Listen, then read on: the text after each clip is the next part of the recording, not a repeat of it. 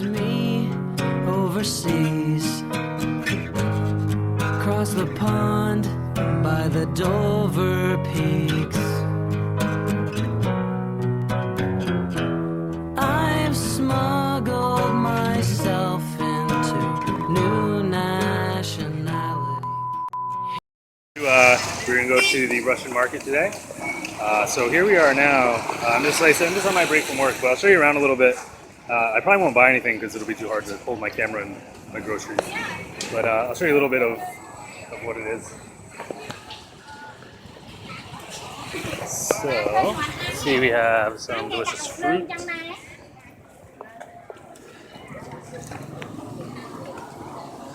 And then, see over here, more fruits. Looks like apples, grapes, oranges. People. I just feel a little bit weird when I'm filming in like densely public areas like this, but eventually I'll probably get used to it. More fruits here. So this is just the outside. We'll go inside in one moment. So let's put it right here. So you saw outside there was a lot of fruit and stuff. Here we have, looks like they're selling maybe different soups. So there's like some eateries in here.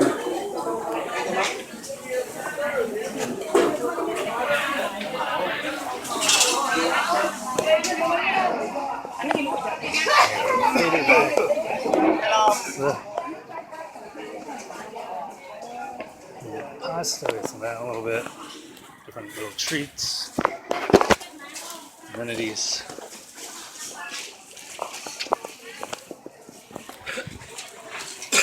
Spices and stuff.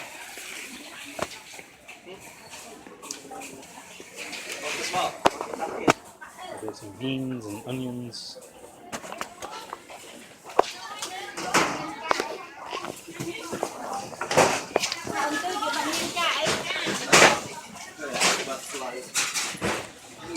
Coconuts.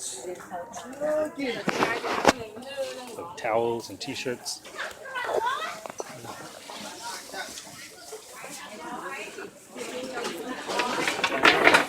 Fish. And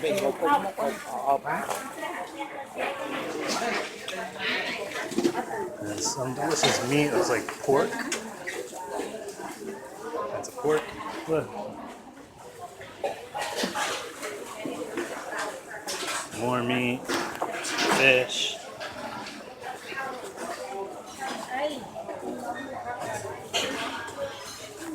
More fish. Meats. More vegetables. Alright, so that's a little bit of the Russian market. You kind of get the idea. Just like a little market. And I'll continue this video in a little bit. Let me get some food though, because I'm going to be hungry. Alright guys. Thanks for still being here. So I just got back from shopping. So I wanted to show you a little bit of how far your dollar can go. You know, if you're willing to go shopping yourself and cook at home instead of going out all the time. But I spent maybe $17 or $18, somewhere in that ballpark. But I'll show you everything I get for that much money. So here's a little bit of what I got. I got some tomatoes, bananas. They have these like really small bananas here. They're really good though. An onion, cauliflower, some orange carrot, some white carrot, green pepper. I got this fruit here. I don't know the name of it. It's really good though. It's super good. They were super cheap. I had a whole bunch of them. In here I have like mushrooms, garlic, chili peppers. And then I got like, this is a kilo of pork tenderloin. So a kilo is just a little over 2 pounds, close to maybe 2¼ pounds almost. I think I'm correct on that. And then also this I got, honestly I don't even know what it is. It was with the pork. And she was trying to sell it to me. It was only 1,000 real, so it's like 25 cents. I think maybe it's pork fat is my best guess. I don't know. But she really wanted to sell it to me, and it was 25 cents, so I was like, whatever, let's get it. I got some noodles. And then also one of my favorite things that I got. So I got these squid.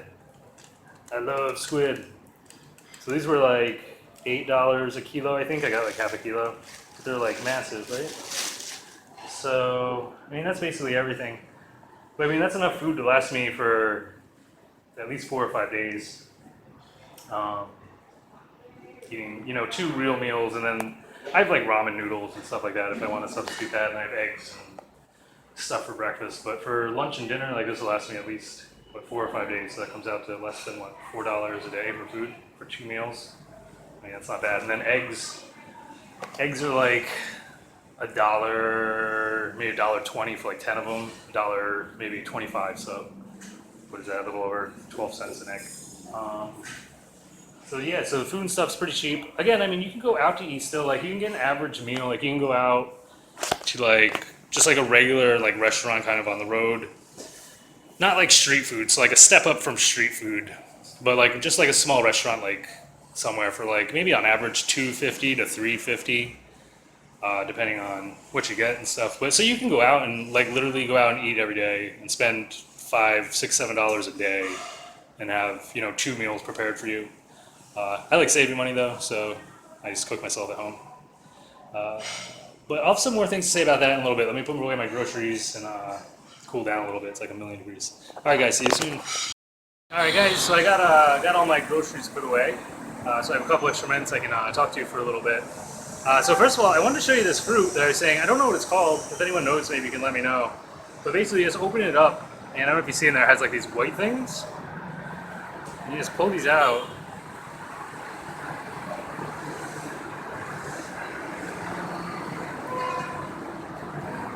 It's so good, and they were so cheap.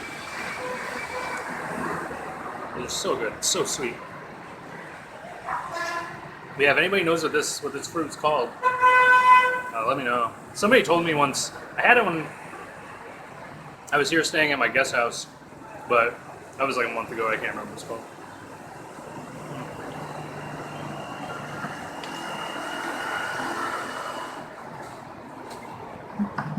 Oh, so good. So what are some other things I want to talk to you guys about?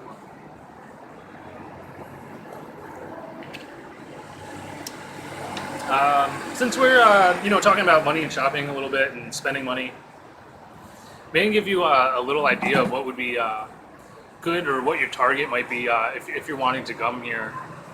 Again, I mean, I'm speaking more so to Americans, because obviously that's where I came from, so I'm more familiar with what the exchange rate is, and coming here what you would need. But for anybody, depending on like why you're coming here, if you're just coming out here like for vacation, or do you just want to like either, I don't know, maybe you want to come here and party for a couple of weeks, or you want to hike, or you want to go to the beach, or you just want to do like touristy things, or if you want to come to live, like they're all different sets of like financial circumstances or financial goals that you might have. I would say if you're coming here to live, probably more than likely you're going to be looking into getting an English teaching job, at least to start out would be my guess. Like I said, there are other things that you could do here.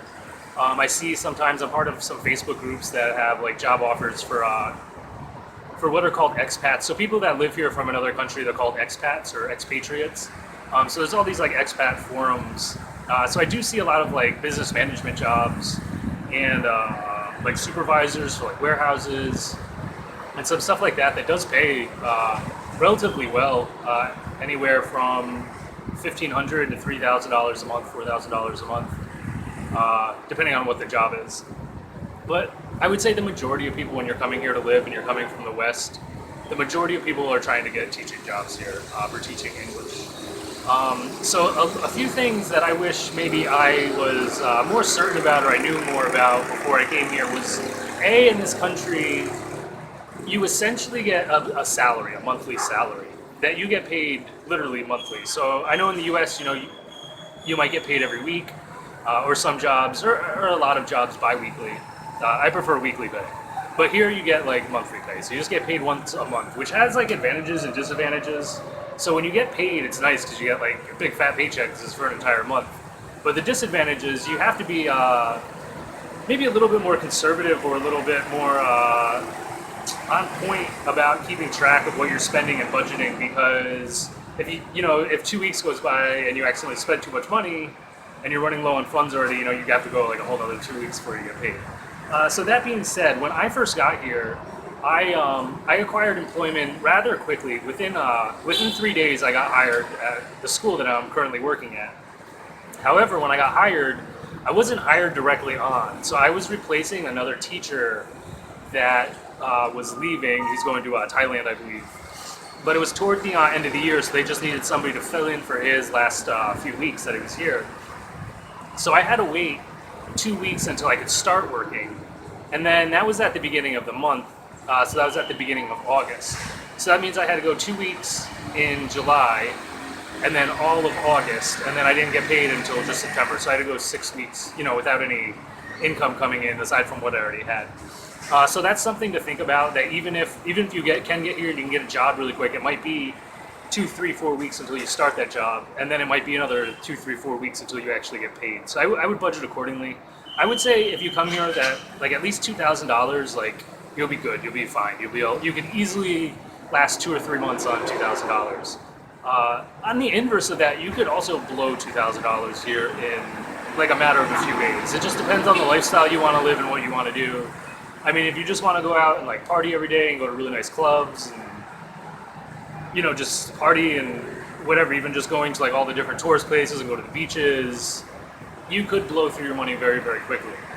Or you could live conservatively. And honestly, if you were frugal with your spending and just bought bare minimum stuff and enough to eat, live, somewhere to live, eat and survive and somewhere to live, you could honestly get by on $500 a month here, no doubt. I mean, even if you get a job and you're only making $1,000 a month or so, you could spend $600 or $700 a month and live good. On $600 to $700 a month, you can live very comfortable here and still be able to save $300 a month. So if you do that for a year, that's what, $3,600 you could save a year. And then on top of that, you can get a bank account that has decent interest rates. I've been looking into that recently.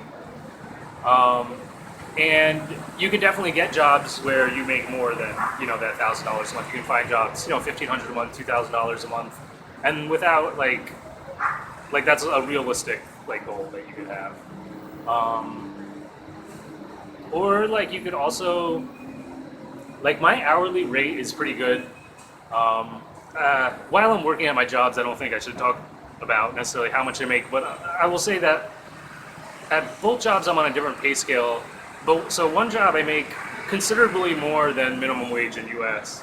And then my second job I work that I make significantly more than the U.S. minimum wage. And again, that's living in a country where things are relatively cheap. So it's definitely possible to save a decent amount of money here. But I would say, like I said, bring at least $2,000 with you. You can get by on less if you don't mind, scrounging a little bit. But if you bring $2,000, that'll last you easily 2 months with somewhere to live and, being able to go out once in a while. But if you want to just come here and just burn money, you can bring as much as you want. And you'll always find a way that you could spend money if you want to. I think that's fair or true anywhere. You can always spend money. Somebody's always going to gladly accept your money for anything. So, but yeah, so that's a little bit of, I guess a little bit of what I wish that I knew was how long it might take you to get paid. I guess that's my main driving point. And also, while we're talking about finances, and since I did food shopping, something to kind of look out for is if you're coming from the West and locals can see that you're clearly not someone that's from here, there's a good chance that you're going to be paying a little bit more for products than the average person, or at least you should be. Sometimes they try to jack it up a little bit too much and it's kind of crazy. But for example, coconut water, let's say. I like to get fresh coconuts. It's just literally a young coconut. They cut the top off, stick a straw in it, super good. So you should be paying anywhere from 2,500 to 3,000 real. So between 60 and 75 cents you should be paying for that. Most of the time, I just get charged the 3,000 real and whatever. I don't really care. A lot of times it'll be 2,500. Sometimes they'll charge me 3,500, and I don't mind paying a little bit more. I think sometimes people from other parts of the world are under the impression that Americans or Westerners are anyone who comes here that's American or Western, it just has a lot of money. They're just, they're very rich people. And obviously, we all know that that's not true. You could be here from, the United States and not be like a very rich person. But that's kind of why they jack the prices up on everything, because they think like, hey, you're from America, you have so much money to spend. And in some parts, like, it's like true because, again, just because our dollar goes so much further. So even if you came from the U.S. and you didn't have that much money, when you come here, that money that you didn't have much of goes so far. So it is like you have a lot more money. But sometimes they get crazy with it. Like I had a lady who she wanted 6,000 real for coconut water. So that's like $1.50, which is insane. That's like almost twice as much, if not, like it's twice as much as you should be paying for it. It's completely insane. So I think I was like, no way, like there's no way I'm paying 6,000. So I started walking away, and she's like 4,000, which is $1. And even that, I was like, whatever. Like I took it for $1, but in my mind, I was like I'm just not gonna I'm not gonna get coconut water from that